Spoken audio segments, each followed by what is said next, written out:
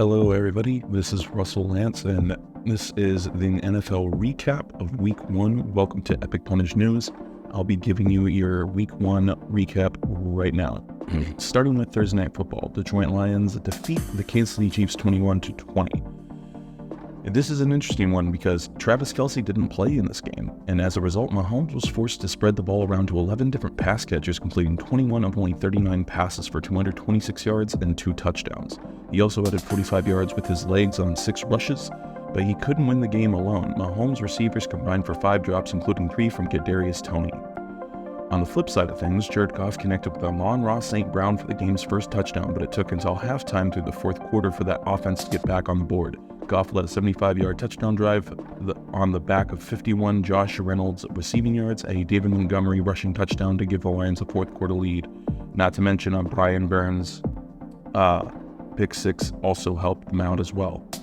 And that ended up being enough as the Chiefs' offense couldn't get back on track. Next week, the Detroit Lions look to move to 2-0 as they take on the Seattle Seahawks at home. The Kansas City Chiefs look for their first win of the year next week against Jacksonville Jaguars in Jacksonville, a rematch of the divisional round matchup from last year. Moving on. Atlanta Falcons 24, Carolina Panthers 10. Now this game was a debut game for Bryce Young with the Carolina Panthers, but the Falcons defense, led by a new defensive coordinator Ryan Nielsen, got off to a hot start that included a big fourth down stop inside its own red zone and an interception inside of Carolina's 20-yard line. Both in the first quarter, the interception led to a touchdown Falcons offense. New free agent safety Jesse Bates made a significant impact in his first game for Atlanta, coming up with 2 interceptions and 2 defensive stops.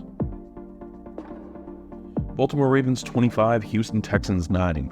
Another rookie game for a rookie quarterback. Another rookie debut for a quarterback, C.J. Stroud, with the Houston Texans. Zay Flowers is going to be a big part of this offense within Houston. In the first quarter alone, he received 4 targets, 1 rush attempt, and finished the game with a total of 87 rushing yards and receiving yards on 11 total touches. C.J. Stroud faced as a tough opponent as it could hope for. He had some nice moments. He was put under a lot of pressure by the Ravens defense and finished the game 28-44 for 242 yards. Will Anderson Jr., the third overall selection in the 2023 NFL Draft, recorded his first sack as a professional, bringing the Jackson down in the fourth quarter, while wide receiver Tank Dell received 4 targets, picking up 34 yards on 3 receptions. Cleveland Browns and Cincinnati Bengals. Cleveland Browns 24, Cincinnati 3. Now this is another interesting game. Joe Burrow had just recently signed a 5-year, $275 million extension. Both passing offense struggled heavily in this game though.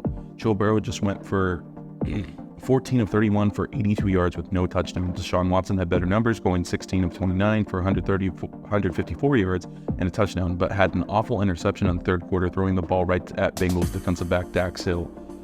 The Browns had more success on the ground, though, with Nick Chubb rushing for 106 yards on 18 carries, and another 100 yards coming from the combination of Watson, Jerome Ford, and Elijah Moore. Ultimately, the ability to lean on the ground game was a big reason why the Browns were able to outlast the Bengals here. Next, San Francisco 49ers 30, Pittsburgh Steelers 7. This was just a dominant game from the get-go. There wasn't much to write home about the Steelers in this one, but if there was a lone spotlight, it was TJ Watt. Watt finished the game with 3 sacks, 2 forced fumbles, 1 tackle for a loss, 1 fumble recovery, and 5 quarterback hits pending reviews. Regardless of his team's outcome, those numbers will put him in early Defensive Player of the Year conversation. Tampa Bay Buccaneers 20, Minnesota Vikings 17. Vikings first-round pick Jordan Addison had a good debut, catching 4 of his 6 targets thrown his way against Tampa Bay.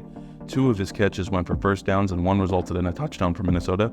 Justin Jefferson was his usual outstanding self, and Addison did enough to suggest he can act as a very important complete to the all-world receiver. Jacksonville Jaguars 31, Indianapolis Colts 21. Another offensive game where we saw a debut of a rookie quarterback in Anthony Richardson. Calvin Ridley, though, stepped right in as a lead receiver for the Jaguars, coming off of a full season suspension after last year, but He stepped in right away as the lead receiver for Jacksonville and Trevor Lawrence, bringing back the offensive hype that has surrounded him since his return from suspension. Ridley registered 11 targets, catching 8 for 101 yards and a touchdown. His score was impressive. Was an impressive catch and run, and overall Ridley looked every bit the player he was before he found himself cast out of the league under suspension. Washington Commanders 20, Arizona Cardinals 16. The Commanders' defensive line took it to the Cardinals' offensive line, totaling 14 pressures. After PFF's initial review of the game, which included 3 sacks of Dobbs, the unit also secured 2 fumbles. Edge rusher Montez Sweat and interior defender Jonathan Allen especially dominated the game, with 1.5 sacks for Sweat and 1 for Allen and 4 unofficial pressures for each. New Orleans Saints 16, Tennessee Titans 15. Not really much to talk about. It was a debut for Derek Carr. The best bright spot in the game, though, that we have to talk about here is Saints first-round defensive lineman Brian Brees, who got a half sack in his first regular season game in the NFL. He also recorded 2 quarterback hits. Los Angeles Rams 30, Seattle Seahawks 13. Now, this game was a lot closer than most people thought it would be, but it went in the wrong direction that I think most people weren't expecting. This Rams team is completely different from the one that won the Super Bowl 2 years ago, but several relatively unknown players stepped up to make an impact for LA in this game. Running back Kieran Williams led the charge out of the backfield, scoring 2 rushing touchdowns. Cam Akers also had a rushing touchdown to help the Rams bury Pete Carroll's squad. On the receiving side, rookie Puka Nacua and former second-round pick Tutu Atwell led the way with a combined 238 receiving yards, 119 each. Geno Smith and the Seahawks offense couldn't get much going outside of a touchdown pass to DK Metcalf early in the game. Seattle put up less than 200 yards on the day, as the Rams' defense was surprisingly too much to overcome. Next week, Seattle finds themselves in a heated battle on the road against the Detroit Lions, and Los Angeles Rams will host the San Francisco 49ers. Miami Dolphins 36, Los Angeles Chargers 34. What defense? There was no defense really played in this game. This game certainly did not do anything to suggest the Chargers might finally put things together defensively under head coach Brandon Staley, a defensive-minded hire. The Chargers allowed 531 yards of offense and 8.2 yards per play. What perhaps most concerning is that they gave up all that production despite actually recording multiple turnovers, as J.C. Jackson snagged an interception and Nick Williams had a fumble recovery. Green Bay Packers 38, Chicago Bears 20. Green Bay Packers rookie wide receiver Jaden Reed caught 2 passes for 48 yards, and rookie tight end Luke Musgrave caught 3 passes for 50 yards, both showing serious speed in space. Reed also had a 35-yard punt return that gave Green Bay a short field for an eventual touchdown drive. Bears rookie running back Rashawn Johnson ran hard in the second half and also hauled in a few receptions, finishing with 5 carries for 20 yards and a touchdown to go along with 5 receptions for 30 yards. Johnson bowled over several defenders, and while he largely played in garbage time, he looks too good to keep off the field in first halves for much longer. Los Angeles Raiders 17, Denver Broncos 16. The Russell Wilson-Sean Payton era got off to a clean but unexplosive start, with Wilson completing 27 of 34 passes for 177 yards and 2 touchdowns. Running back Javonte Williams looked crisp despite returning from the devastating injury he suffered in 2022, totaling 52 yards on 13 carries to go along with 4 receptions. Raiders free agent wide receiver Jacoby Myers got off to a tremendous start with his new squad, hauling in 9 receptions for 81 yards and 2 touchdowns, but he had to leave the game early after Broncos safety Kareem Jackson delivered a crushing blow to his head and neck area on a catch over the middle. Philadelphia Eagles 25, New England Patriots 20. Eagles cornerback Darius Slay returned an interception 70 yards for a touchdown 10 minutes into the game to help Philadelphia jump out to a 10-0 lead. On the very next offensive stat, for the Patriots, linebacker Zach Cunningham forced a fumble on running back Ezekiel Elliott. Once Philadelphia went up 16-0, it was simply too much for the Patriots to overcome despite the valiant effort.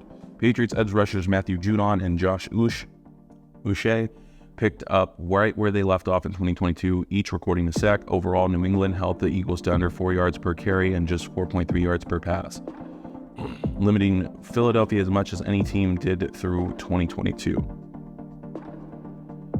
And then we have Sunday Night Football between the Dallas Cowboys and the New York Giants. This one was a slaughter. Dallas won 40-0. Things could have gone a lot worse for the Giants and their rookie cornerbacks Trey Hawkins III and Deontay Banks, which is a positive of sorts for a team that should be reeling after tonight's performance. Banks was targeted twice but didn't allow a catch.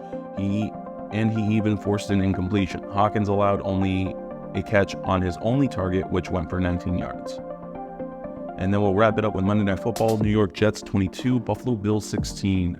Jets running back Breece Hall looked as good as new, playing in his first game since tearing his ACL a season ago. He finished the night with 127 yards rushing and 10 carries, while also adding 20 yards as a receiver, catching one of his 2 targets.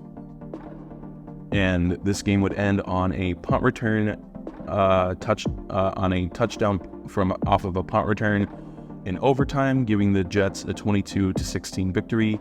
The most interesting story here, though, Aaron Rodgers tears his Achilles and will be out for the rest of the year. Thank you guys for listening to this episode of Epic Pwnage News. I was your host, Russ, and I'll be back next week with week 2. Thank you guys.